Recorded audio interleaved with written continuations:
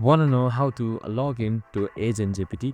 Well, no worries. In this video, I'm going to show you an easy step-by-step guide on how you can do it easily in just under a minute. So let's get straight to it. Now, first things first, you need to open up your Agent GPT website. So you can just simply open up your favorite web browser and type in agentgpt.rework.ai and it should open this up. Now, in order to sign in, on the top left side, you should be seeing this menu icon. Just simply open it if it's not opened, and here you should be seeing sign in on the bottom. So just select sign in right here, and now once I've selected sign in, here you should be seeing the sign in page popping up. Now you can just simply sign in with 3 different options.